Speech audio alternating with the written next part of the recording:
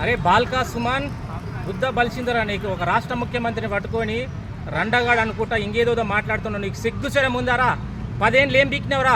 Osman university కానీ Telangana university కానీ విద్యార్థులన్నీ notifications రాక ఆగమై చనిపోతుంటే కేసీఆర్ సంకానాకిన దళితుడు పాల్తుగాడ ఊలగాడవు చిల్లరగాడవు వాని యొక్క సంకానాకి ఏదైతే కేసీఆర్ కేటీఆర్ సంకానాకే నీవారా ఈరోజు రేవంత్ రెడ్డి గురించి మాట్లాడేది? అరే తొక్కలు తీస్తాం బిడ్డ, నీవేమనుకుంటావు? నీ ఇష్టం వచ్చినా మాట్లాడితే ఏమనుకుంటావు? రా గలీజ్ ముండా కొడుక, నీవెట్లు వచ్చినావరా యూనివర్సిటీకి? రబ్బర్ చెప్పులతో వచ్చి ఈరోజు రేవంత్ రెడ్డి గురించి మాట్లాడతావారా? సిగ్గుశరం ఉందారా నీకు? బిడ్డ ఇంకొకసారి మాట్లాడితే రేవంత్ రెడ్డి గారి గురించి కానీ అదేవిధంగా కాంగ్రెస్ పార్టీ గురించి మాట్లాడితే నీ యొక్క చెండాలు తీస్తాం బిడ్డ. నీవేమనుకున్నావు బిడ్డ? నీ అంతు చూస్తాం.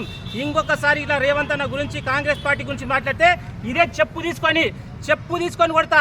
అరే ఫాల్తు ముండా కొడుక. అరే బాల్కా సుమన్ ఏమనుకుంటున్నారా నీవు?